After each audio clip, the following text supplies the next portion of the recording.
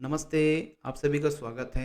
आज का वीडियो बहुत ही महत्वपूर्ण है। आज हम जानने का प्रयास करेंगे कि कोई भी ग्रंथ ईश्वरीय ग्रंथ है या नहीं, ये कैसे पता करें? किस आधार पर हम ये कह सकते हैं कि कोई भी ग्रंथ जो है ईश्वरीय ग्रंथ है और कौन-सा ग्रंथ ईश्वरीय ग्रंथ नहीं है?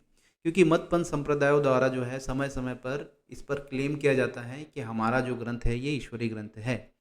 तो चलिए इसको जानने का प्रयास करते हैं तर्क, बुद्धि और विज्ञान के आधार पर कौन-सा ग्रंथ ईश्वरीय ग्रंथ है और कौन-सा ये नहीं है। तो देखिए, सबसे पहले जो है इसके लिए कुछ मापदंड हमें निर्धारित करने पड़ेंगे। तो पहला मापदंड क्या है कि उसका ज्ञान जो है सृष्टि के आदि में दिया हुआ होना चाहिए। अगर कोई भी ग्रंथ ईश्वरीय ग्रंथ है तो उसका ज्ञान जो है सृष्टि की आदि में, जब सृष्टि बनता है तभी उसका ज्ञान जो है मनुष्य मात्र को दे देना चाहिए और तभी वो ईश्वरीय ग्रंथ कहलाने योग्य है। क्योंकि कोई भी मशीन हम अगर बनाते हैं तो उस मशीन का एक मैनुअल होता है उस मशीन को चलाने के लिए। उस मशीन को पढ़कर ही हम, इस मैनुअल को देखकर ही हम क्या करेंगे, उस मशीन को चला पाएँगे। अब मशीन बनाने के बाद अगर कई वर्षों बाद, कई हज़ारों वर्षों बाद अगर हम उस मशीन का मैनुअल हम देते हैं तो उससे कोई अर्थ नहीं बनता है। उसी प्रकार जब सृष्टि का ज्ञान अगर ईश्वर को देना है, उपदेश अगर करना है, तो सृष्टि जब बनती है तभी जो है परमात्मा को क्या करना चाहिए, उसका ज्ञान उसको दे देना चाहिए। तो इसीलिए जो है उसका ज्ञान जो है सृष्टि के आदि में दिया हुआ होना चाहिए, प्रारंभिक स्थिति में दे दिया होना चाहिए, जिससे कि मनुष्य जो है उस ज्ञान विज्ञान में आगे उन्नति कर सके।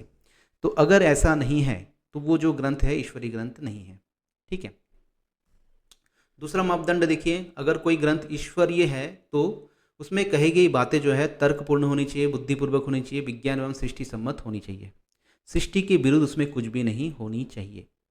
यह सृष्टि जैसी है उसमें सभी बातें उसी के अनुरूप होनी चाहिए। तो बिल्कुल ये ध्यान में रखिएगा कि कोई भी ग्रंथ अगर ईश्वरीय ग्रंथ क्लेम किया जा रहा है तो उसमें कही गई बातें जो है तर्क, बुद्धि और विज्ञान और सृष्टि सम्मत नहीं, सृष्टि के विरुद्ध नहीं होनी चाहिए, सृष्टि सम्मत होनी चाहिए। ये सृष्टि जैसी है बिल्कुल वैसी ही उसमें लिखी हुई बातें होनी चाहिए। क्योंकि सृष्टि पर दृष्टिपात करने से हमें समझ में आ जाता है कि पृथ्वी गोल है।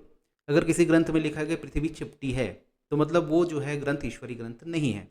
उसी प्रकार से पृथ्वी जो है सूर्य के चारों ओर चक्कर लगा रही है। ऐसी विपरीत बातें अगर इसके विपरीत अगर कोई बातें अगर लिखी हुई है किसी ग्रंथ में तो वो ईश्वरीय ग्रंथ नहीं है।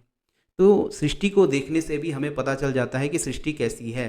तो सृष्टि जैसी है वैसी ही बातें अगर किसी ग्रंथ में लिखी हुई है तो उससे हमें समझ में आ जाता है कि ये ईश्वरीय ग्रंथ है। तीसरा मापदंड क्या है? देखिए, तीसरा मापदंड है कि उसमें कोई भेदभाव नहीं होनी चाहिए। ईश्वरीय ग्रंथ में किसी भी प्रकार का कोई भी भेदभाव नहीं होना चाहिए। जो भेदभाव करे वह ईश्वरीय ग्रंथ कैसे हो सकता है? क्योंकि देखिए, ईश्वर के लिए सभी समान हैं। कोई ऊपर नहीं, कोई नीचा नहीं, कोई जाति नहीं, कोई भेद नहीं, कुछ भी नहीं। रंग के आधार पर, ना ही आय के आधार पर, ना ही संपत्ति के आधार पर, ना ही गुणों के आधार पर। ईश्वर के लिए सभी जो है समान है। अगर आप कहीं पर भी भेदभाव देखते हैं तो वहाँ पर जो है वो ईश्वरीय ग्रंथ आप मानने से उसको नकार दीजिए, क्योंकि वो ईश्वरीय ग्रंथ नहीं है। ईश्वर ने सबको बनाया है, हम सभी जो है ईश्वर के संतान हैं। तो भेदभाव जहाँ दिखता है तो वहाँ जो है ईश्वरीय ग्रंथ वो नहीं हो सकता। उसके बाद देखिए, चतुर्थ मापदंड क्या है? ईश्वरीय ग्रंथ में किसी भी प्रकार की कहानी, स्थान, राजा, मनुष्य आदि का इतिहास नहीं होना चाहिए। तो ईश्वरीय जो ग्रंथ है उसमें ये चीज़ें नहीं होनी चाहिए, क्योंकि ईश्वरीय जो ग्रंथ होता है उसमें जब सृष्टि प्रारंभ होती है तो सृष्टि प्रारंभ होने से पहले तो कोई इतिहास नहीं है। क्योंकि पृथ्वी का कोई इतिहास नहीं है तब उसमें कोई राजा, महाराजा, मनुष्य आदि का नाम क्यों आएगा, कोई जगह का नाम क्यों आएगा? क्योंकि ईश्वर का ज्ञान सभी मनुष्य मात्र के लिए है, किसी एक मनुष्य के लिए नहीं है, किसी एक देश के लिए नहीं है। ईश्वर का ज्ञान जो है सभी के कल्याण के लिए है। इसीलिए जो है ईश्वर का ज्ञान में जो है कभी भी किसी भी राजा महाराजा की कथा नहीं होनी चाहिए, किसी भी स्थान विशेष, देश विशेष का नाम उसमें नहीं होना चाहिए। क्योंकि ईश्वर जो है उनकी व्याख्या क्यों करेंगे, ये तो इतिहास है ना? किसी राजा, क्योंकि जब ईश्वर ने सृष्टि बनाया, मनुष्य की प्रथम जाति को उसका ज्ञान दिया, तब उससे पहले तो कोई इतिहास था नहीं, कोई मनुष्य की प्रथम जाति थी नहीं। तो पृथ्वी की जो मनुष्य जो पहली पीढ़ी है उनको जो है अपना ज्ञान वो देते हैं ताकि वो ज्ञान और विज्ञान में उन्नति कर सके। ठीक है, तो इसीलिए उसमें कोई कहानी नहीं होनी चाहिए, कोई स्थान विशेष का नाम नहीं होना चाहिए, राजा का नाम नहीं होना चाहिए, मनुष्य आदि का कोई इतिहास उसमें नहीं होना चाहिए। पांचवा मापदंड देखिए, उसका ज्ञान पूर्ण होना चाहिए। उसका ज्ञान कभी भी आउटडेटेड नहीं होनी चाहिए। अर्थात जो ईश्वर का ज्ञान है सृष्टि की आदि में जितना महत्वपूर्ण है, आज भी उतना ही महत्वपूर्ण होना चाहिए, क्योंकि वो सृष्टि का ज्ञान है। अगर वो सृष्टि का ज्ञान मनुष्य मात्र को नहीं देंगे, वो मनुष्य जो है ज्ञान विज्ञान में उन्नत कैसे होगा, ज्ञान विज्ञान आदि में वो उसको आगे कैसे बढ़ाएगा?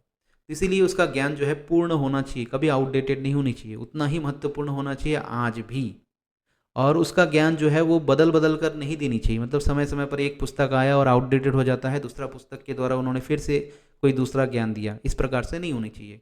क्योंकि ईश्वर जो है सर्वज्ञ है, वो सब कुछ जानते हैं। उन्होंने एक बार में ही इस संपूर्ण सृष्टि को बना दिया और बदलने की आवश्यकता नहीं पड़ती। उन्होंने एक बार में ही मनुष्य के शरीर को बना दिया और बदलने की आवश्यकता नहीं पड़ती, क्योंकि वो पूर्ण है, वो सर्वज्ञ है, उनसे भूल नहीं होती है। तो इसीलिए ये जो 5 मापदंड है, आप इसको ध्यान में रख करके ही किसी ग्रंथ को जो है ईश्वरीय ग्रंथ माने। और केवल एक ऐसा ग्रंथ हमारे पास अवेलेबल है जिसे हम वेद कहते हैं। वेदों में ही ये चारों पांचों जो मापदंड है, इस पर ये वेद जो हमारा खरा उतरता है। बाकी दुनिया का कोई भी ग्रंथ नहीं है जो इन पांचों मापदंड पर खरा उतर सके। ठीक है, तो वेद जो है ईश्वरीय ग्रंथ इसलिए कहा जाता है।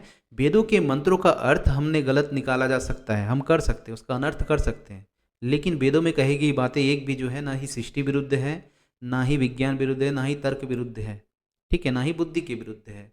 और संपूर्ण जो भी श्लोक है, जो भी मंत्र है वेदों में, सभी जो है सृष्टि सम्मत है। सृष्टि जैसा है बिल्कुल वेद वैसी ही बात करता है, और वेदों में कोई भेद नहीं है। हर एक ग्रंथ कहता है मतपंथ संप्रदायों के, कोई इस्लाम बन जाओ, कोई कहता है क्रिश्चियन बन जाओ, परंतु वेद कहता है मनुष्य बनो, मनुर्भवः। वेद भेदभाव नहीं करता, वेदों में भेदभाव नहीं है। किसी राजा का वहाँ पर कथा नहीं है, किसी स्थान विशेष के लिए वो जो है ज्ञान नहीं दिया गया था कि भारत देश के लिए ही, भारत के लोगों के लिए वेदों का ज्ञान दिया गया था, ऐसा नहीं है।